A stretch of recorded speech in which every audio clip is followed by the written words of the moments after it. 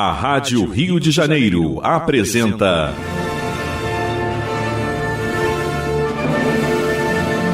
A Consolação de Jesus. Programa de estudo do Novo Testamento, sob a ótica da doutrina espírita. A apresentação: João Nogueira e convidados.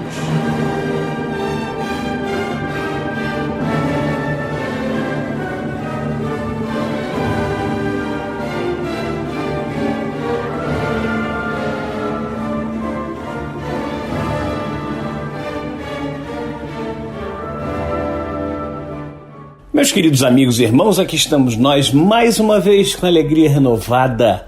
Sempre é uma alegria realmente muito grande estarmos aqui na nossa Rádio Rio de Janeiro, em 1400 kHz AM, a emissora da Fraternidade também pelo Rádio Rio de Janeiro .digital, que é o site da rádio, para levar até vocês, até nós, na verdade, o programa A Consolação de Jesus. Este programa que tem por objetivo o estudo do Novo Testamento à luz da doutrina espírita. Temos os nossos convidados, às vezes um ou outro não consegue participar devido às suas vidas, cada um tem suas vidas, suas tribulações, e nós temos aí 4 companheiros que nos ajudam muito a fazer esse programa, nos ajudam a compreender o Novo Testamento à luz da doutrina espírita. Nós temos aí 4 companheiros, que são Fabiana Araújo, Leopoldo Pio, Henrique Parente, Renato Souza, todos eles dedicados a estudar e trazer para nós o melhor da compreensão espírita dentro desse estudo do Novo Testamento. Bom, o programa A Consolação de Jesus vai ao ar todos os sábados às 9 horas da manhã, com reprises às terças-feiras, 16h30. E você pode entrar em contato conosco através do WhatsApp 21 98459 3950. 98459 3950 é o WhatsApp do programa A Consolação de Jesus. Vamos então à leitura do trecho de hoje em estudo. É a ressurreição da filha de um chefe e a cura da mulher hemorroíça. O trecho em estudo está no capítulo 9 do Evangelho de Jesus segundo Mateus, versículos 18 a 26.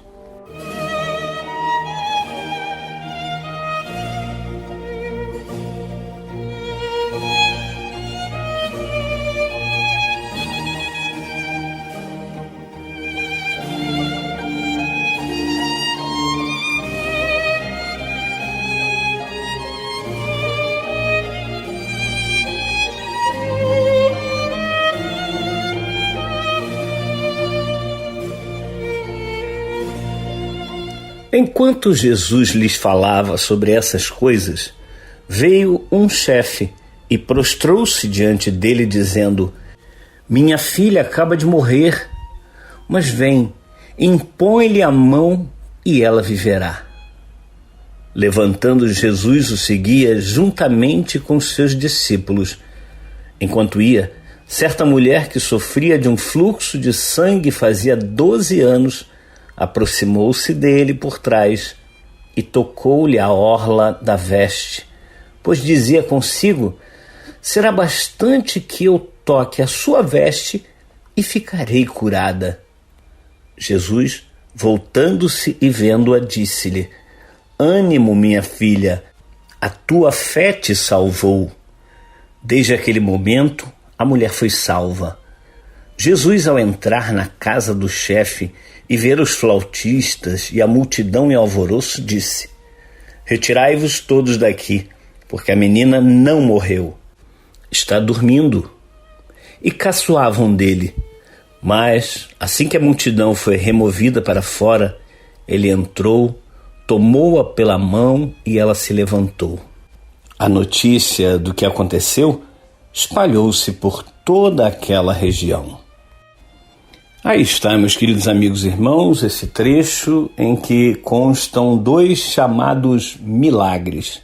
E é bom já falarmos ou lembrarmos, porque já falamos no programa há algum tempo, que a palavra milagre foi explicada por Allan Kardec, inclusive na codificação, ela não tem nada de sobrenatural.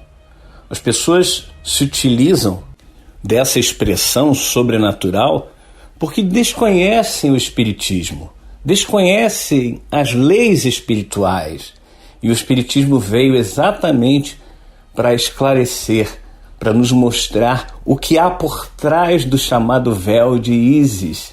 Então, nós vemos que Kardec nos fala que milagre, a origem da palavra milagre, coisa maravilhosa, coisa extraordinária, algo que você fica maravilhado de ver.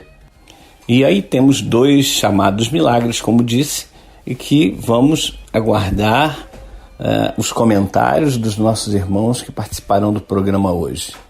Então, meus amigos. Pois é, meu querido João, hoje quem tem a responsabilidade de dar a partida para essa nossa conversa com os nossos ouvintes também sou eu. E você traz uma discussão que ao mesmo tempo remete a questões anteriores, como você bem lembrou.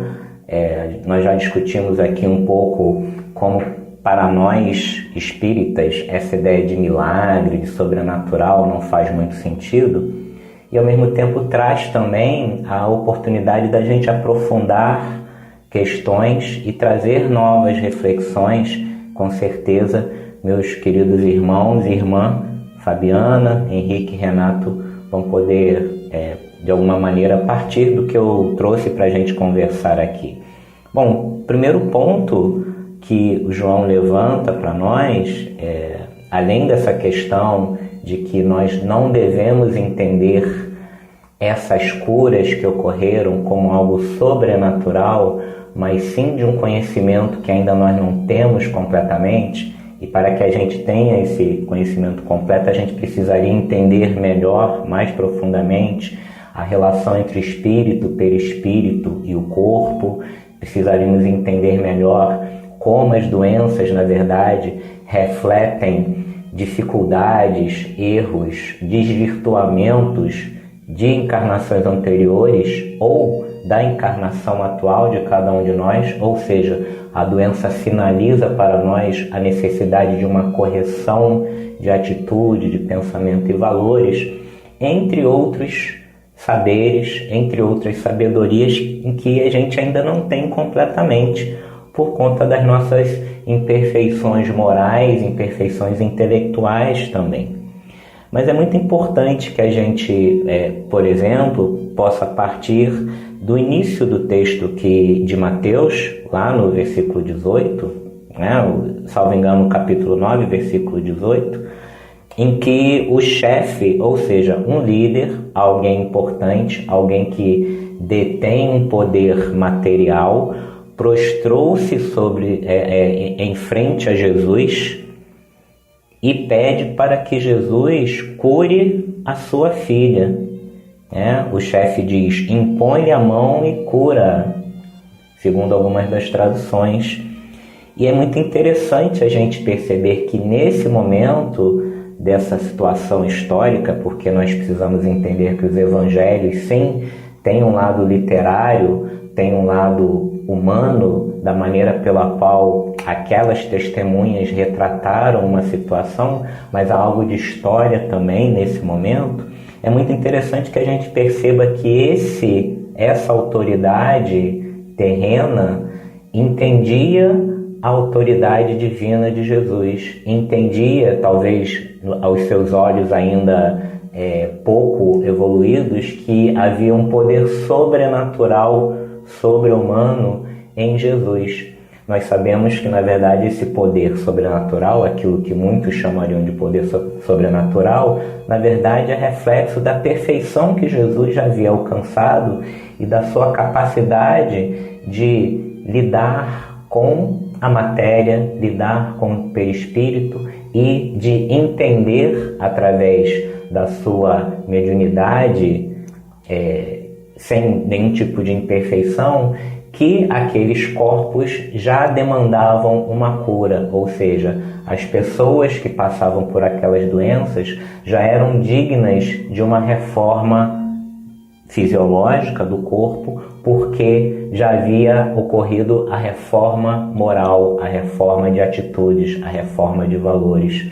E é por isso que a gente sempre precisa lembrar que nós não somos seres materiais que têm, de vez em quando, experiências espirituais. Nós somos seres espirituais que temos temporariamente experiências materiais que nos é dada pela encarnação. E é por isso que a reflexão que eu proponho parte dessa ideia de que a atitude desse grande chefe retrata, na verdade, a precedência dos valores espirituais sobre os valores materiais, ou seja, a prioridade da nossa atitude, do nosso comportamento espiritual, do nosso esforço pela nossa reforma íntima, acima daquilo que ocorre na gente terrenamente, enquanto estamos encarnados. As experiências espirituais, elas são mais importantes do que as experiências materiais, porque as experiências materiais servem para que a gente aprenda a valorizar mais a nossa experiência enquanto espíritos. E logo depois, há o momento em que uma mulher, por trás de Jesus, toca nas vestes de Jesus, acreditando que poderia ser curada por conta de um fluxo de sangue que a acompanhava há 12 anos. A gente pode até deduzir ou especular que ela provavelmente tinha algum problema hormonal seríssimo, mas enfim, isso a gente fica só no campo da especulação, até para a gente perceber que essas doenças que existiam, esses desequilíbrios fisiológicos que existiam naquele momento, têm explicações científicas. E é muito curioso que no momento em que essa mulher toca a veste de Jesus, ela é curada. O interessante desse trecho da história, né, do Evangelho de Mateus, é que essa mulher provavelmente acreditava ainda na questão material, ou seja, na veste de Jesus como uma relíquia, como um objeto sagrado. E é muito interessante que Jesus, muito carinhosamente, muito sutilmente, responde a ela o seguinte: anima-te, porque foi a tua fé que te salvou. Ou seja, não é o fato dela ter tocado na veste de Jesus que a curou. Ela acreditou nisso, mas no fundo ela já tinha dentro dela algo muito mais importante do que o toque sobre um objeto que muitos dos nossos irmãos cristãos muitas vezes consideram como sagrado. Um objeto sagrado, dito sagrado, ele pode servir como um gatilho psíquico, ou seja, ele pode estimular a nós que a gente concentre mais o nosso pensamento, a nossa fé, a nossa crença, a nossa força de vontade. Mas esses objetos, eles não têm força em si mesmo. Essa força de transformação está dentro de nós. E é por isso que muitas vezes, dentro das expressões cristãs, dos nossos irmãos cristãos, e mesmo nós espíritas, ainda valorizamos excessivamente certos objetos, né? O terço, um quadro, uma relíquia sagrada que é, digamos assim, referendada, né? É atribuída uma autoridade a determinadas relíquias, a determinados objetos, como se esses objetos tivessem mais valor do que a reforma íntima.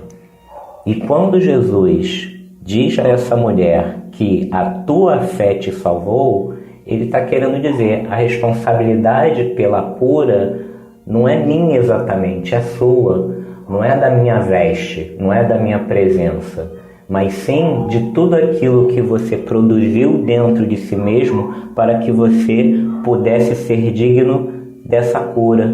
E o fato dessa mulher ter tocado na veste de Jesus serviu como um gatilho, como um estímulo para que ela concentrasse os sentimentos, as emoções dela em prol do seu equilíbrio físico, e evidentemente esse equilíbrio físico que ela alcançou naquele momento, o contrário da doença, só pôde ocorrer na medida em que ela era digna por conta do esforço que muito provavelmente ela teve em termos de fé, em termos de benevolência, em termos de consciência da sua insuficiência com relação à espiritualidade. Porque, como a gente sempre costuma lembrar, um dos grandes problemas da humanidade aqui no mundo de provas e expiações ainda é o orgulho. E é por isso que, voltando lá para a primeira parte da história, esse chefe, no momento em que ele se prostrou diante de Jesus, ele mostrou humildade, ele mostrou a insuficiência dele com relação àquilo que ele não sabia. E é muito necessário que a gente, por um lado, perceba a importância da humildade, da abnegação, como nós estamos com uma doença em particular, para que a gente realmente perceba que essa doença pode nos ensinar alguma coisa, mas ao mesmo tempo é necessário que a gente perceba que o poder de lidar com essa doença e superá-la de alguma maneira está dentro de nós. O meu pai é médico e espírita, e ele costuma dizer nas palestras dele que é muito importante que o paciente, que o doente, converse com a sua doença.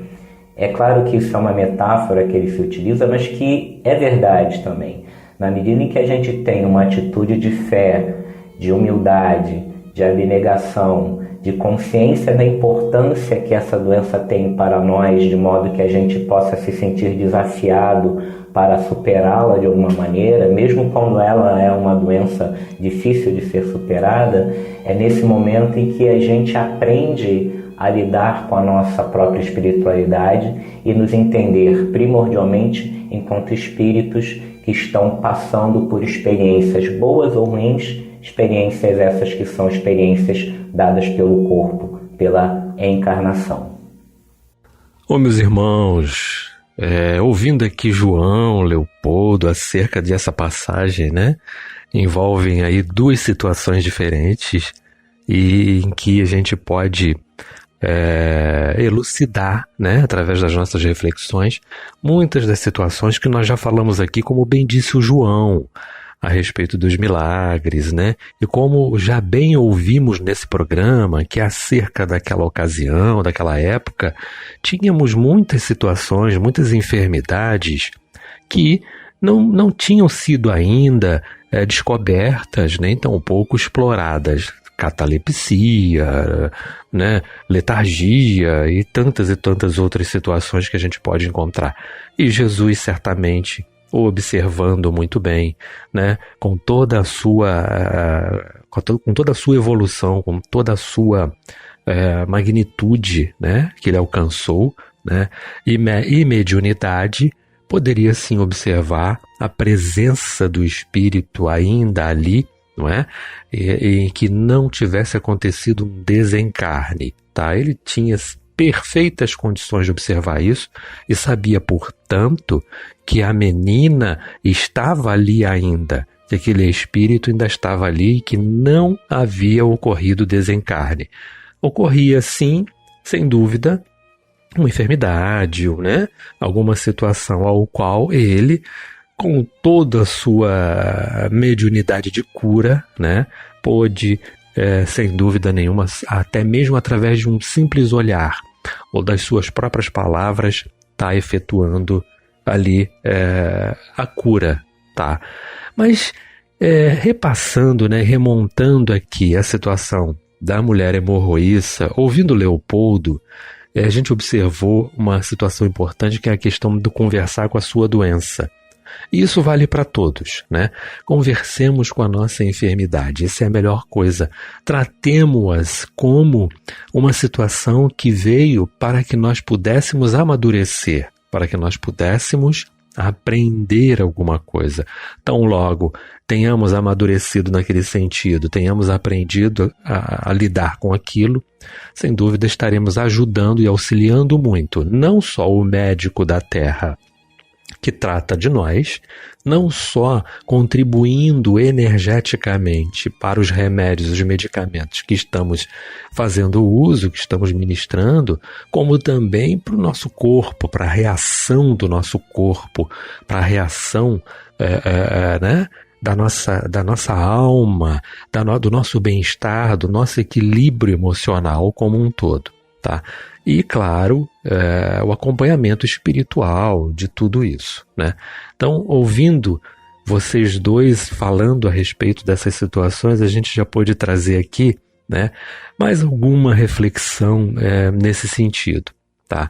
Mas é óbvio, tá, que no caso da mulher hemorroíça, tá, fica evidente demais a questão da fé. E o próprio Cristo colocou para ela: a sua fé, a tua fé te curou.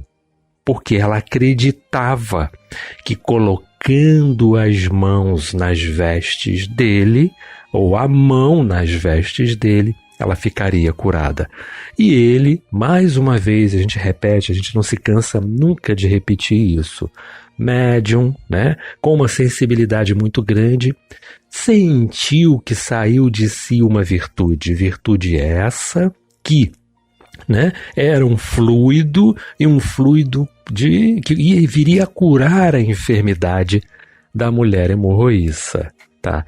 E interessante nessa questão é o seguinte, é porque a gente pode encontrar duas pessoas com a mesma enfermidade, mas somente uma obter o resultado da cura, por alguns fatores, e um fator principal é o da fé, né?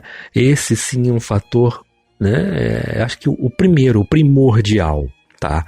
O outro fator é o fator de quando você já está preparado para se libertar daquilo, porque é isso que acontece conosco. E aí eu me reporto novamente ao que o Léo colocou muito bem para a gente, que ele trouxe magnificamente para a gente aqui, que é a questão da reencarnação.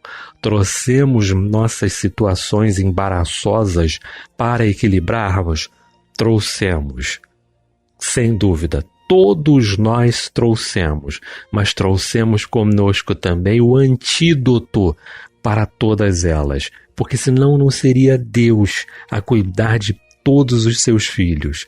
E é algo que nós precisamos ir buscar e que vai de encontro a tudo isso que estamos falando. O que eu tenho feito com as minhas dificuldades?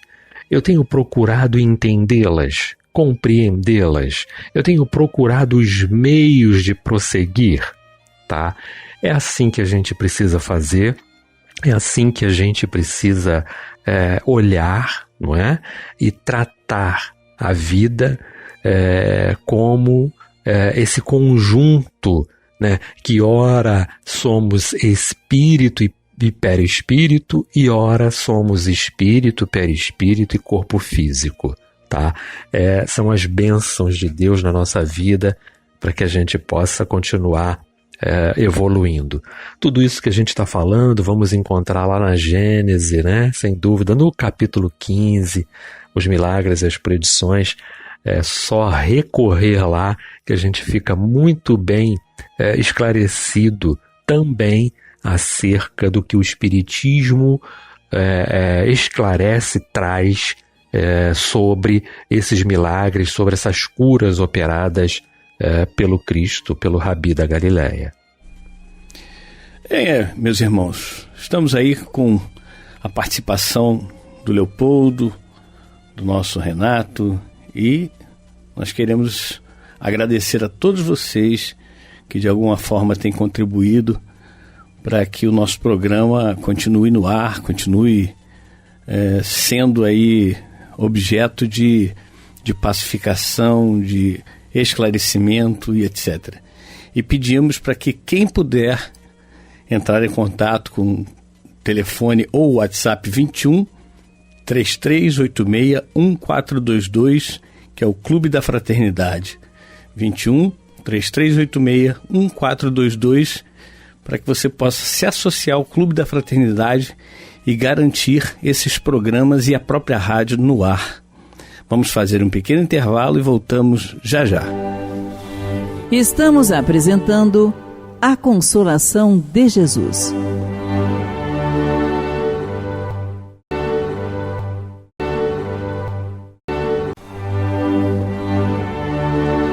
Voltamos a apresentar A Consolação de Jesus.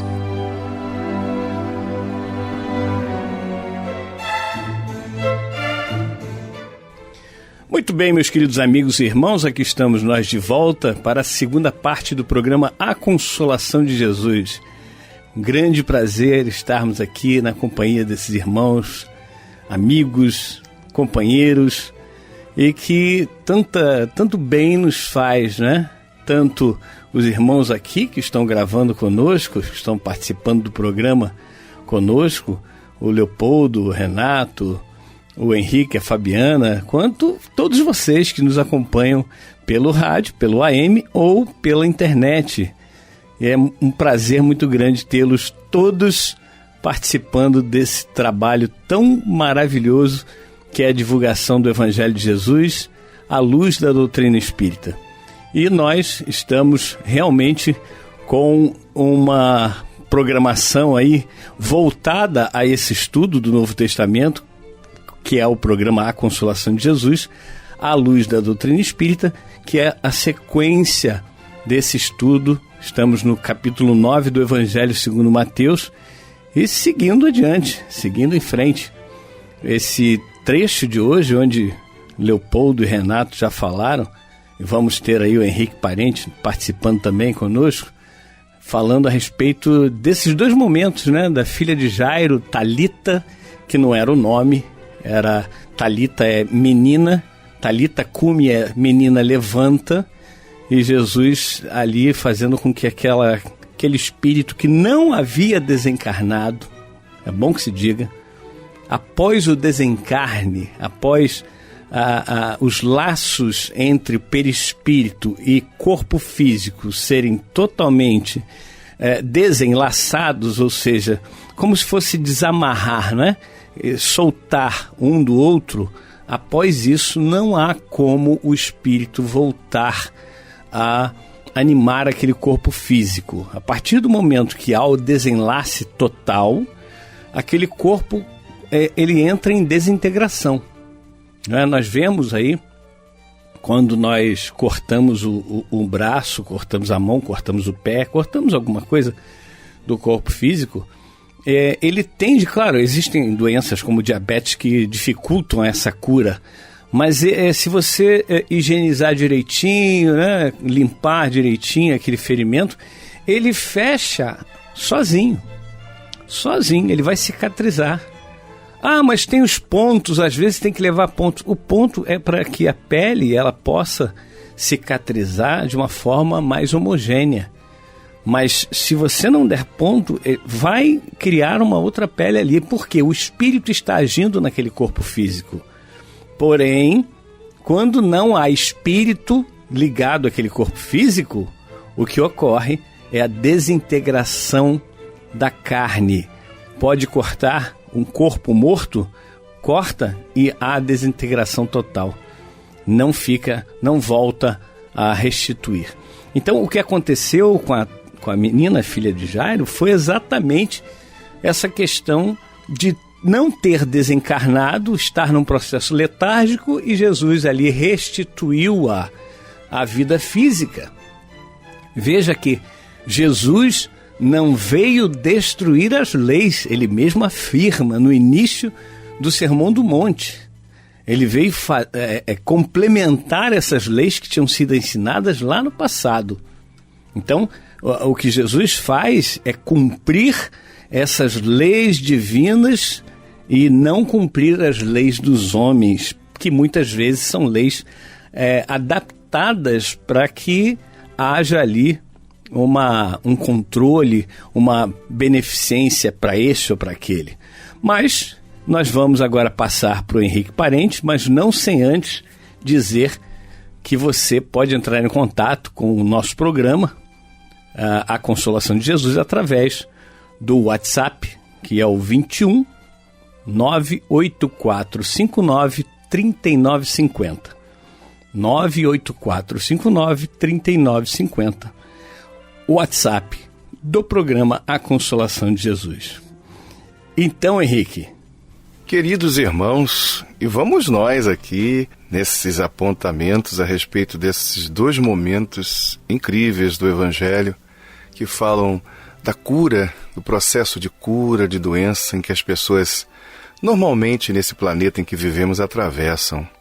São experiências que todos nós temos, condicionadas a situações que muitas vezes nos escapam à compreensão, mas com a luz da doutrina espírita compreendemos hoje melhor a respeito desse tema, que envolve quadros que atravessam a estrutura da evolução humana, das suas responsabilidades. Ora, uma doença é um desenvolvimento aqui nesse momento planetário por questões variadas, de transformações do planeta, de questões pessoais que envolvem o nosso desequilíbrio humano, e às vezes acontece de levarmos essas circunstâncias para vidas seguintes. Então são variadas as circunstâncias, e compreendendo que muitas das vezes as doenças que atravessamos, elas, quando têm esse foco expiatório, vinculado a uma necessidade, uma responsabilidade causada em alguma circunstância de vida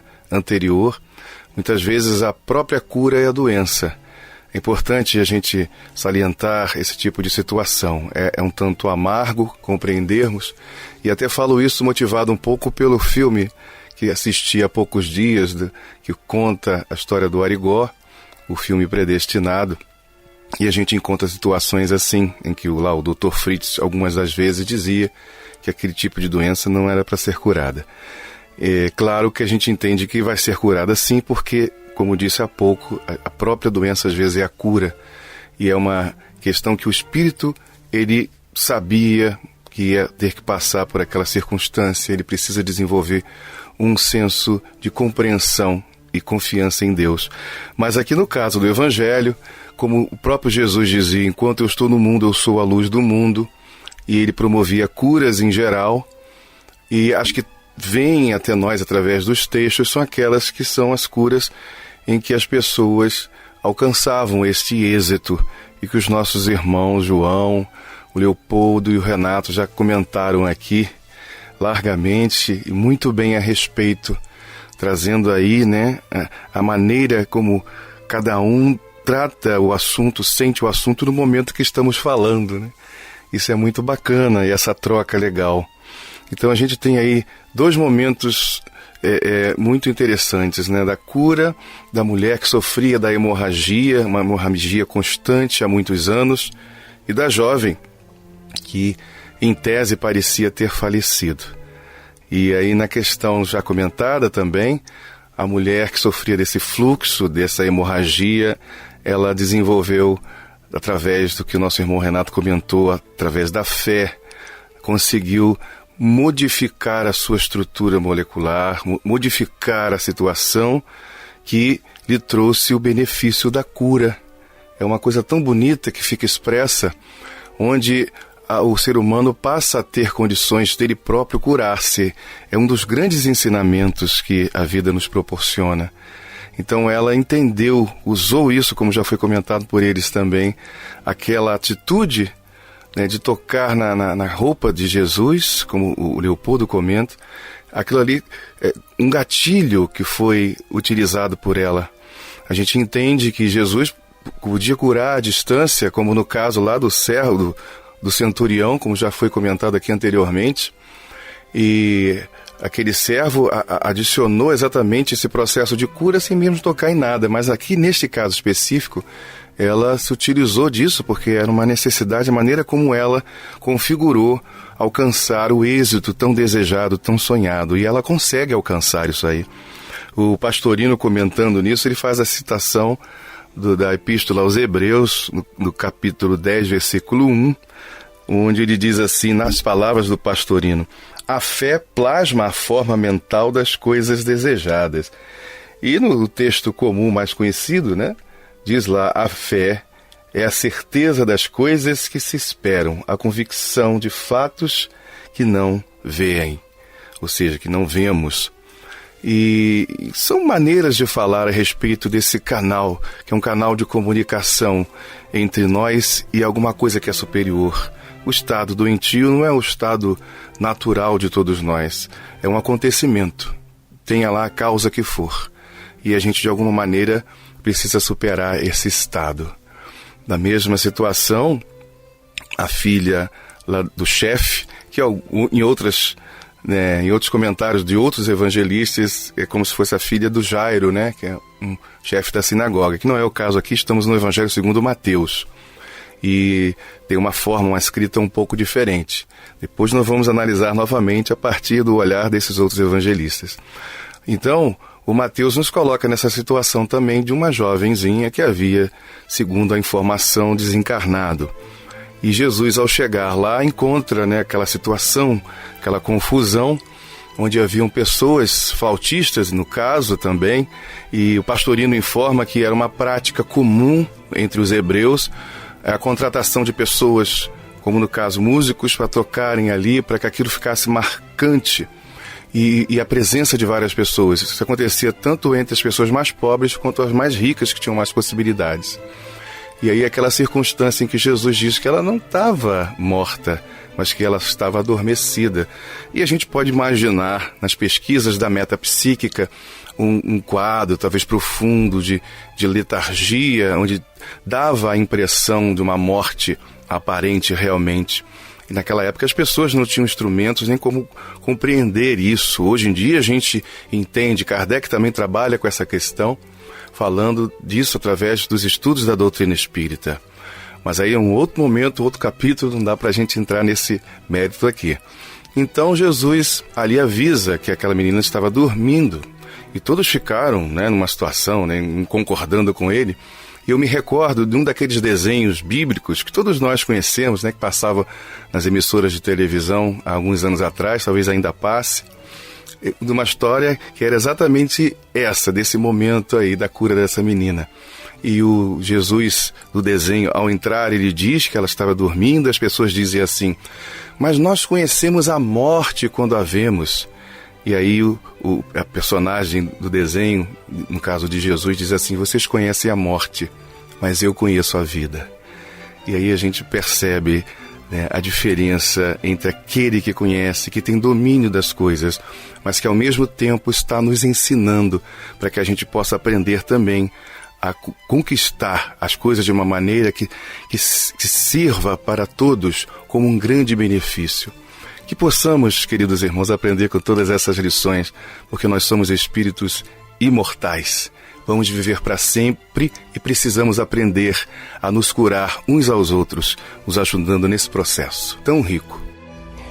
Muito bem, muito bem. Está aí mais uma participação do nosso Henrique Parente, falando a respeito desse assunto, que realmente é um assunto que nos traz inúmeras visões, inúmeras facetas, digamos assim.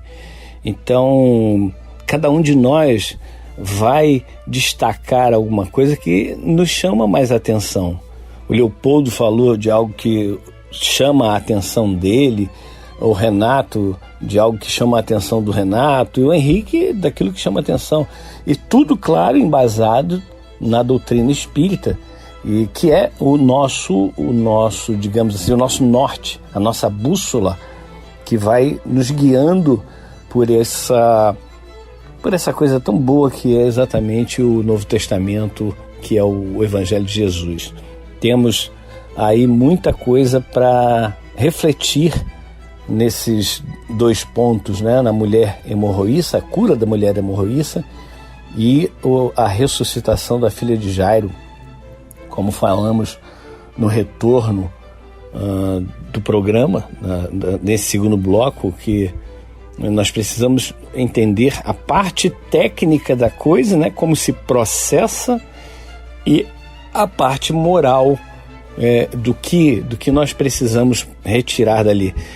Hoje nós temos a doutrina espírita que nos esclarece a questão do desencarne, o que aconteceu com a mulher hemorroíça, que ela atraiu para ela virtudes do Cristo, virtudes de Jesus, e que ela já tinha, na verdade, cumprido o seu processo, quer de prova, quer de expiação, e ali estava quite com a justiça, quite com, se foi prova, quite com aquilo que ela tinha programado fazer, se foi expiação, quite com o débito que ela teria contraído outrora, né? Então, chegou aquele momento, ela não tinha mais que ter aquela doença.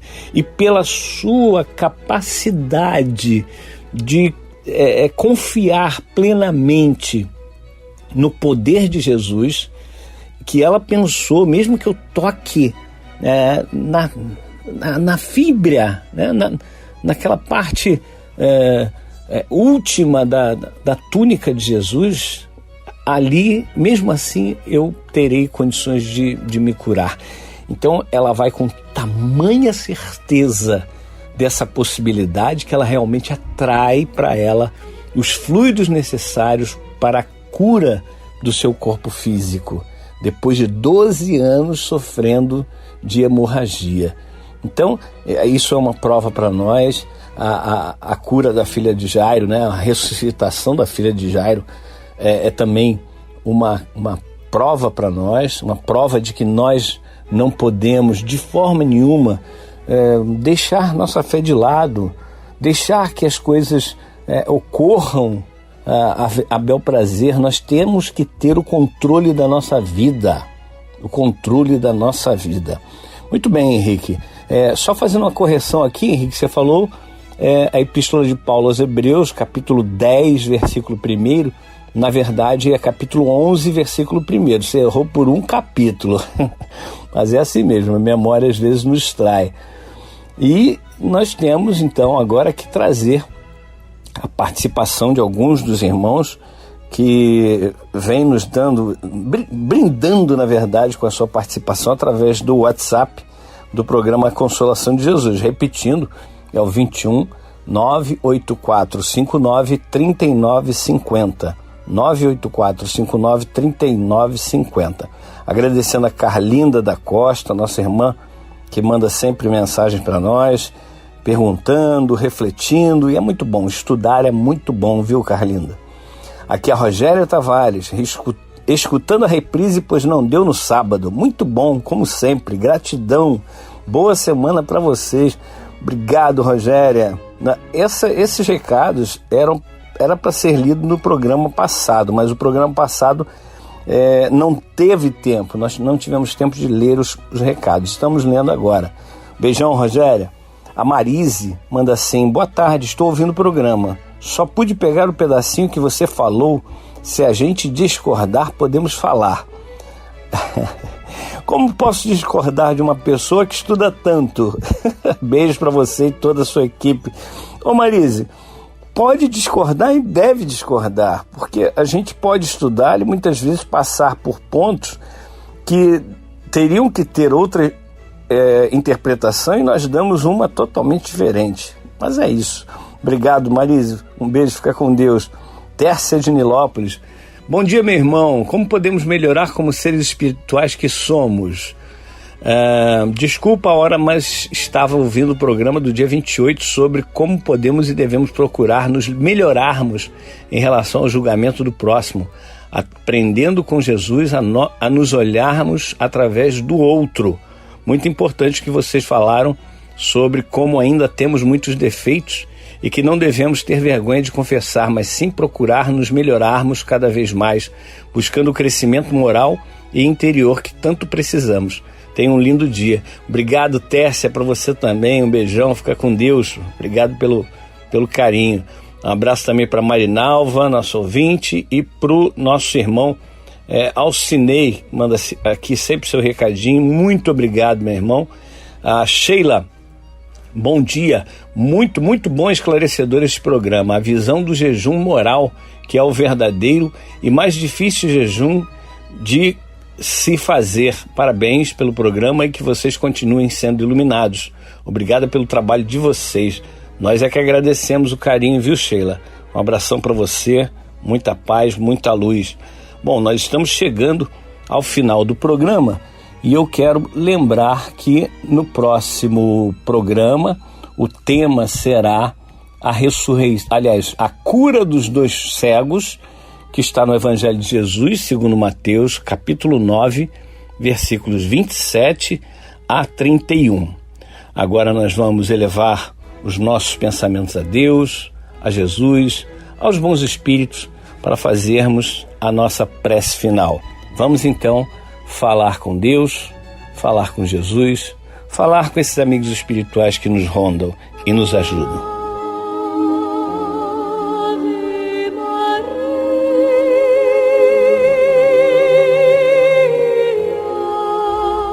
Querido Mestre Jesus, quantas vezes, Senhor, desfalece a nossa fé, descremos de que o bem é soberano, de que Deus é maior do que tudo e todos, e que nós precisamos ter essa absoluta certeza de que tudo no final acaba certo, acaba bem. Tudo no final é o bom, é o belo. Nossa fé, Senhor, ou melhor, a falta de fé, que Tu disseste, Jesus, há 2000 anos, não só a Pedro, mas a muitos outros irmãos, homens de pequena fé. Somos homens, mulheres de pequena fé. Mas certamente, Senhor, com a Tua ajuda e sabendo que Tu estás conosco 100% das nossas horas, 100% do nosso dia, certamente nós teremos aumentado a nossa fé. Nós teremos aumentado o nosso poder de atração das coisas boas, como fez a mulher hemorroíça. Nós teremos a capacidade de renascer em nós mesmos, como fez a filha de Jairo. Senhor, para isso, precisamos de Ti. Sem Ti, Senhor, nada podemos fazer. Como disse Paulo de Tarso, somos fracos, mas tudo podemos em Ti, que nos fortalece. Obrigado, Senhor Jesus. Continua nos fortalecendo, porque só Tu podes nos ajudar a realmente sair dessa mesmice que nós mesmos nos colocamos. Que a Tua paz e a Tua luz seja com cada um de nós, Senhor, e que nós possamos estar contigo agora e para todo sempre. Que assim seja, e graças a Deus. Jesus é o Cristo do planeta Terra, o mestre da nossa evolução, modelo e nosso guia, lapidando os nossos corações, através das provas e expiações, pouco a pouco a evoluir. Mas a terra em breve não será mais de provas e expiações, se transformará.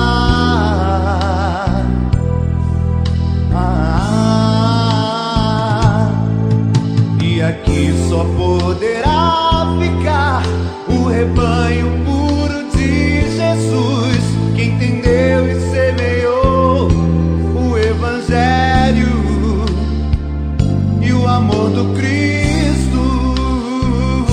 E neste dia, Tua vontade, Jesus, será vivida entre irmãos, estejam eles onde estiver.